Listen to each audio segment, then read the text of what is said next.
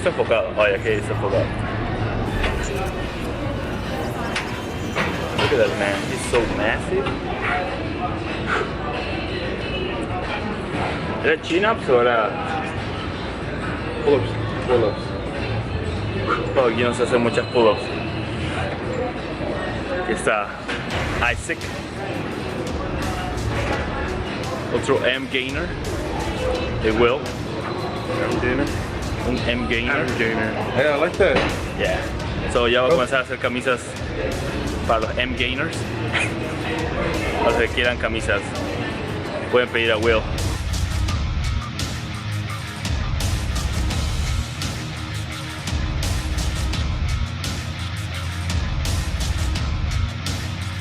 What's up, guys? Welcome to another installment of Aesthetics featuring Andres and a little bit of Isaac. Today we had back day. We started off with body weight exercises. You know what better way to get the body warmed up and muscles engaged. One quick tip: whenever you're doing pull-ups, you want to make sure you depress the shoulders, meaning you bring the shoulders down, so you push them down. And then from there, what you want to do is squeeze the shoulder blades together, and then that's how you get, you know, a good rep. You get a few in. And I know not a lot of people are used to them. And then just how you saw Andres, he was Isaac was helping him out. He picked up his legs. He's getting a few more reps in. And then the more you do them, guys, the more the body gets used to it. And of course, I mean that's with every exercise. But you know, a lot of people aren't used to it, and it feels kind of weird just trying to pull themselves up. But once you get the hang of it, it's a pretty good exercise. We also had deadlifts. You can see right here, we started, well, this is already like the second or third set. 2 plates and a 10. I think we also did 2 plates and a 25, but form was kind of choppy. You want to make sure that your knees don't buckle, that your knees don't come inward, you know, kind of like in a pronation distortion syndrome. You want to make sure, you know, you're bending your knees. Unless you're doing more, even when you do stiff leg deadlifts, you want to make sure you have a slight bend in the knees. So we did a few of these, and actually the next day, our backs were, well, this guy, as you'll see in a bit, he did a set of sumo deadlifts, and he couldn't walk the next day, which was funny. You know, he was explaining it. He was talking about his story of how he can't even sit down, can't even walk straight. So that was pretty funny. And then did this, I think we did like 4 to 6 sets. I think it was like 6 sets.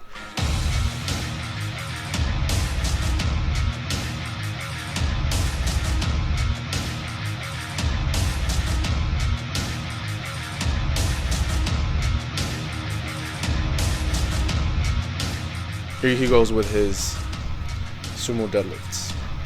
And sumo deadlifts, they work on the inner part of the legs.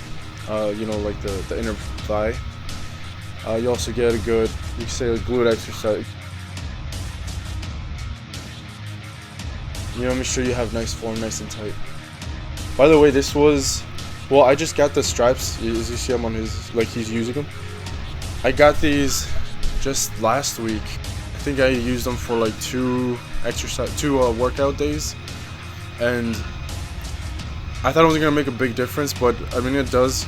The thing is, I never really liked using gloves or straps simply because I want to keep working on the grip aspect of every workout. You know, you use gloves, you lose a little bit of the workout you could get from, or the benefit you could get from using no gloves and using more of your own grip force. But yeah, I mean, using straps, I can tell like my back had never felt that sore in a while. So it really isolates the back, you know, because that's all you're concentrated on. You don't have to concentrate on really keeping that grip. Then we went ahead and did some bent over rows, trying to keep that good form. He started coming up a little bit though, but it's okay.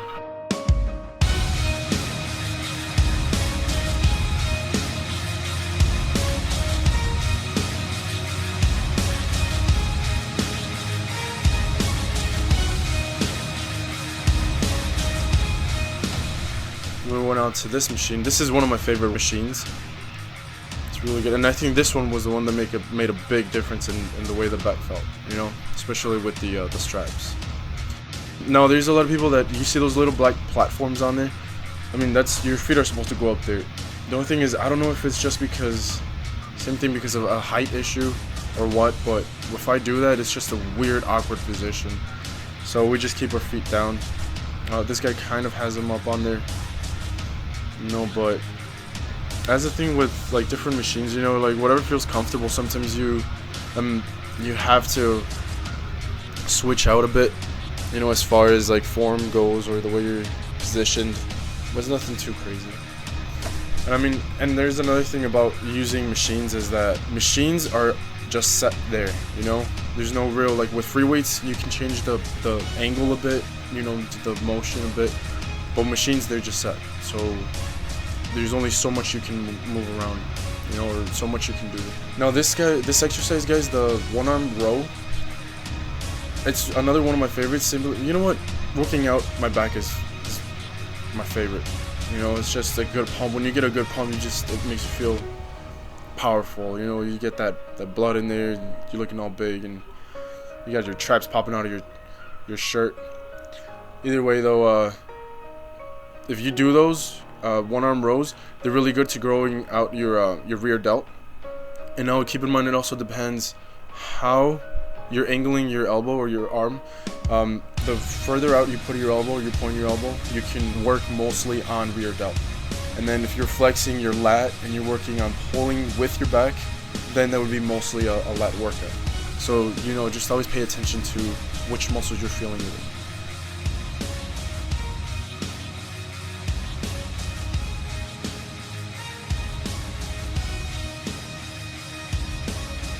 Same thing goes for this one. I mean, it's just, you know, different angle, different feel for it.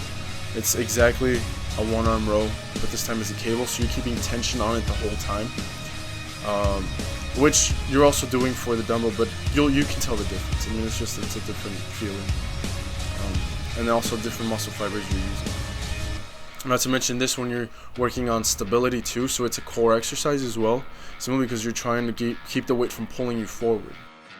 So yeah, I mean, good stuff right here. Also for lat pull downs, really good. You can see all that definition coming in. I'm working on that cut, you know. And for these, you want to make sure you lean forward a bit, make sure you keep your back straight. And then what he did was he just got down on his knees to get more stability, you know, just more isolation on the lats. And then one thing is, I'm not sure if you guys paid attention earlier, but when I was doing mine, at one point I started kind of getting more of a stretch. When my arms came up, I would actually lean forward a bit more just to get that stretch.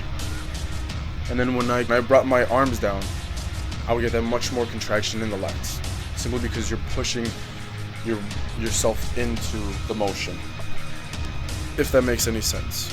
But yeah, guys, good stuff. You know, this was a shorter video, just wanted to keep it nice and tight, you know, just good info and whatnot. Just you know what, let me know what you guys think. I mean, if you guys enjoy the other videos that are like 20 minutes long or like 15 minutes long, and it's just like talking, and even though there's like little pauses, you know, if that's better, if that seems more natural, then just let me know, because for some reason I feel like this was a little bit sped up, you know, if that makes sense, like the commentary. But either way, it's nice, straight to the point.